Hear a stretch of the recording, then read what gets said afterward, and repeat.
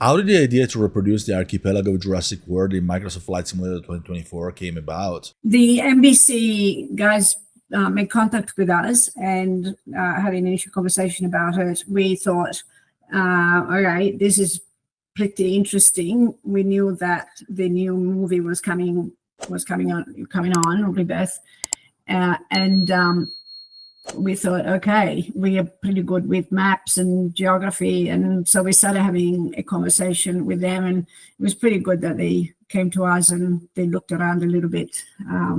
I think before they approached us, and so it was a little bit of a new idea for us overall, but it's pretty good. It's been pretty good. So how did you react when you received that pitch? I mean, at the beginning, we didn't even think that was like a proper, a proper request. I mean, we get a few requests here and there, and this was particularly out there. And so we thought, is this even real? And then we started to look up the people that were involved in this conversation, and we're going, yeah, definitely real. And then we had meetings, and also I saw.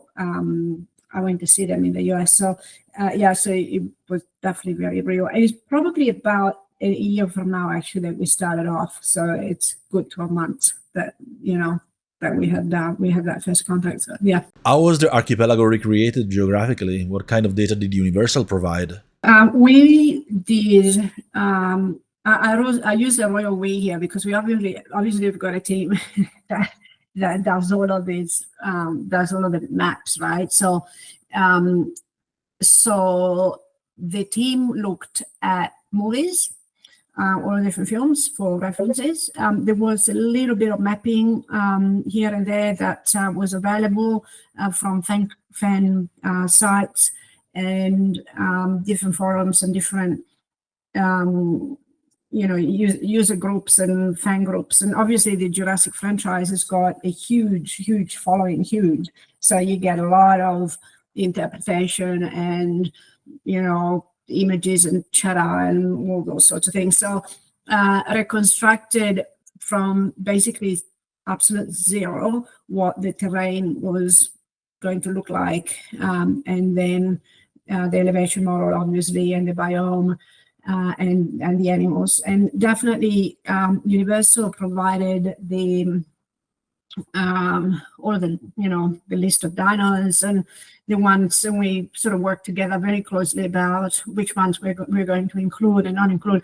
I mean, we have to remember this is a flight simulator, so this is not a game where you kind of can put in every single animal and they can do whatever you want with them and interacting. So we have to be very selective about the ones that we wanted to include, what kind of animations, and so together with Universal, we just took all those decisions, specifically around the terrain. And this is the thing that we're probably most proud of, is that we are actually creating the archipelago from, it just didn't exist. It didn't exist before. I mean, it still doesn't exist, I guess, but it now exists in the simulator. So this is great for if you're a Jurassic fan to just kind of go and see what it looks like, right? Because otherwise you can't do it. You just simply can't. So we've added real content to the franchise, and this has been the most exciting thing, I think, for us, and certainly something that I personally am very proud of, because we've actually added the content. And Amblin, that, as you know, is the Jurassic franchise owner. They also reviewed the proposal, and I can say this firsthand because I've never spoken to them, but the NBC team told us that they really liked it overall. So we really needed to go through that approval process as well. Does working with an IP owner like Universal complicate the production process compared to normal scenery? No, not really. I mean, we're pretty experienced in doing these sorts of things, and we worked with proprietary IP before, and especially in the Microsoft Flight Simulator. So no, it was no different from our perspective. I guess the only thing is we've got we always do, but we try to be very faithful to the franchise, to the law, to the behavior of the animals, how they walk, how they run, how they fly, how they swim. And you see them, in the funnel pack. So we've always been very, very careful with the details, but in this case, even further, because some of the what we've reproduced, obviously you only see this in film, so there is not like a real counterpart so you can go and take a picture of. So we just needed to use all of the reference materials that we could find to just do a faithful representation of them. Do you think core simmers will embrace this product? What do you think it offers to simmers who usually focus on realism? Well, it's as real as it gets, for sure. I think that the platform that we've chosen to launch this on, being Microsoft Flight Simulator 2024, we picked it specifically because of the enhanced realism that it provides. So we're going to make it obviously as real as possible. So we have made it as real as possible. We hope that people will find it as sort of real and immersive as possible. I think around the core simmers, I don't know. I mean, it's it would be an interesting question, that one, to see whether people that just like to fly from A to B and use the aircraft will embrace it. This is definitely not a fly from A to B, but it's exploring the area and look at the animals and land in funny places, look inside, look at the art, obviously. So so it's got all of the traits of a flight simulation product for sure. I think that we're trying to, most of all, we're trying to get Jurassic World fans to embrace flight simulation as much as we like it, rather than the flight simmers to visit Jurassic World. I think everybody knows Jurassic World, right? I don't think that is anybody that doesn't really know the franchise. But it's more dragging in and, enticing the Jurassic World fans to come and have a look at flight sim, because flight sim then becomes go and explore the world, right? And so we are very hopeful that the Jurassic fans will come and take a look, and also the gamers, right? So if you just kind of play games, you go, oh, okay, this is kind of interesting. This is new. I've never seen this before. Obviously, Microsoft Flight Sim is included in Game Pass, so it doesn't cost you anything to download it. Maybe download it, have a look at the pack, and you never know. So I am very hopeful that there will be a bit of an influx of flight simmers as well. How do you envision people will use this product, and are there any mechanics in place to encourage exploring the archipelago besides seeing the sights? Yes, so we will have missions and activities to do, which will be part of the pack, and in our usual style, we'll continue to add to that. We'll continue to add animals and animations and details and missions and activities and all of that. So I think that people will just go. I think the first thing that people do when they open Flight Sim is go and see their house, right? See where they grow up.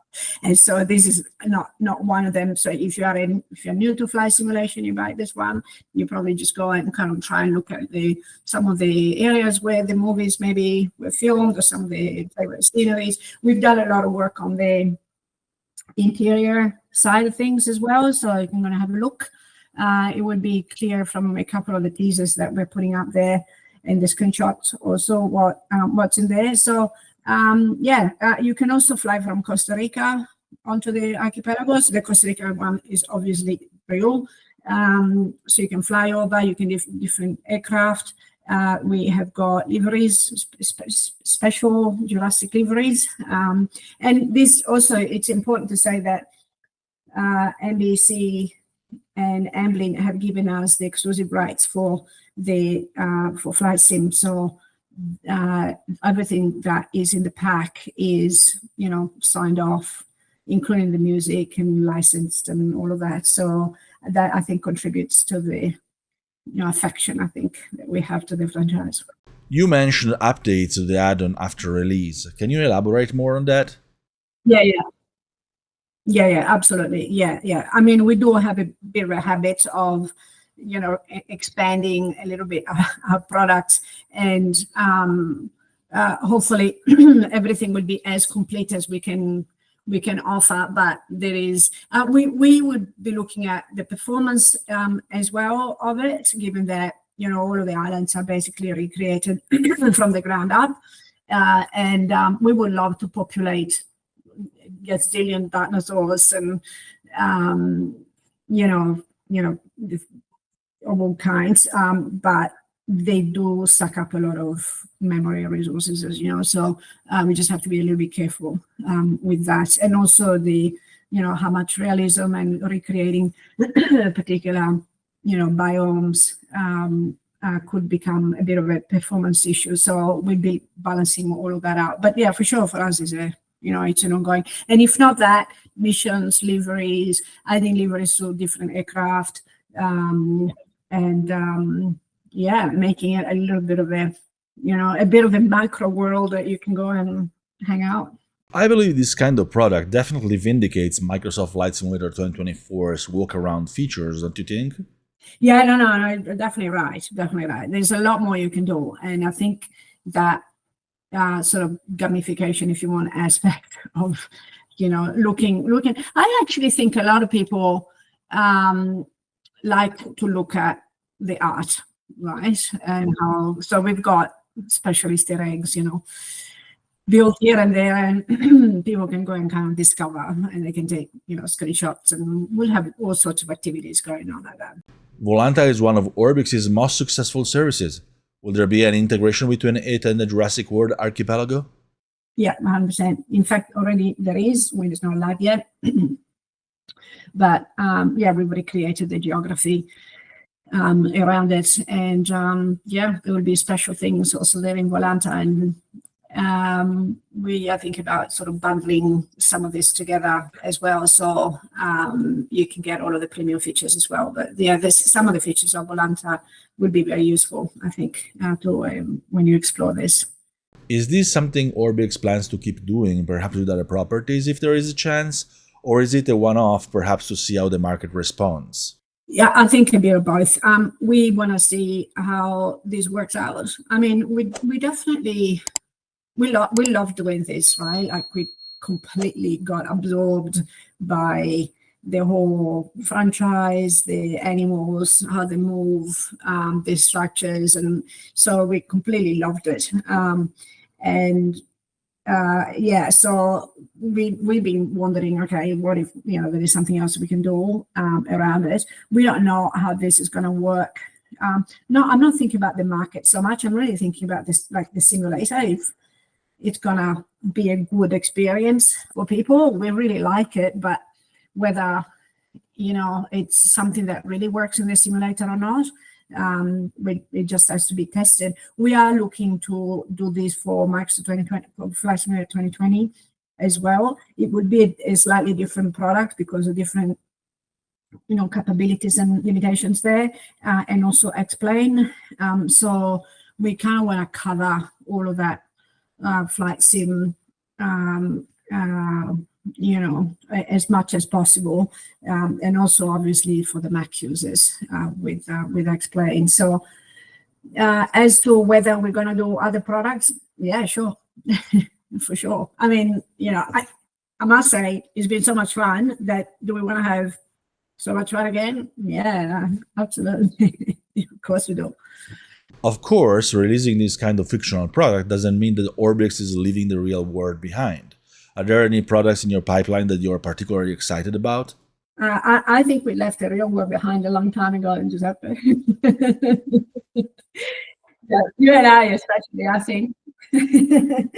Yeah, I think I left that, the real stuff. I think, but I know what you're saying. I mean, for me, the world of sort of simulation and gaming has been as real as the real world. But I know what you mean.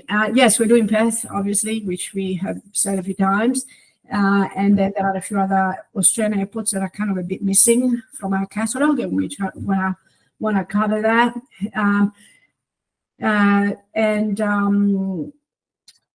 For us, Australia, being our area is a big area of focus, and we kind of, I know maybe it's a little bit far from the rest of the world, but I think covering these this area properly. Obviously, Western Sydney is another bigger big airport that is coming up, and I know that Jurassic has done a version of that, which we also publish. The airport is not active yet, but and again we've got COLA, for DCS. So even that's interesting because it's like real, but then you sort of try to transport it to a particular era. So there's always these kinds of plays that we can do. So it's not just Australia for us and the NGB, which has been a very big area of interest for us, but certainly there are interesting areas of the world we haven't covered yet. So we're looking at that, including Asia. Obviously, that it's a little bit our neighbor and probably a little bit neglected. But yeah, maybe. But that's a question, right? Because you know this better than most. Maybe Asia is phenomenal. It's very phenomenal, right? There's some phenomenal areas there to explore. But the user base seems to be more like around Europe and the US. But not always you do things for where people are. I think you also do things because you kind of want to cover those areas. So definitely that's another area of focus for us. Is there anything else that you'd like to share with our readers and viewers? Watch the teasers. We've created a mini site which will be live at the same time. We just got screenshots. Give us feedback. Sign up for the newsletters. We're really hopeful to create a bit of a community around this, and just to see. We also obviously have got some gaming concepts in mind, and so for us it's a little bit of a foray. We're launching it under the Orbx Studios brand. It's not really like a brand; it's more like a specific area of our of the company, and yeah, let's see what happens next. Maybe we talk again. Thank you for watching. If you enjoyed this video, please like and subscribe to our channel. And if you so wish, leave your feedback and opinions in the comments. Your input and support are always highly appreciated. As always, thank you very much for your time and attention. We hope to see you again soon here on Simulation Daily's YouTube channel and every day on the site, because our flight simulation coverage never stops.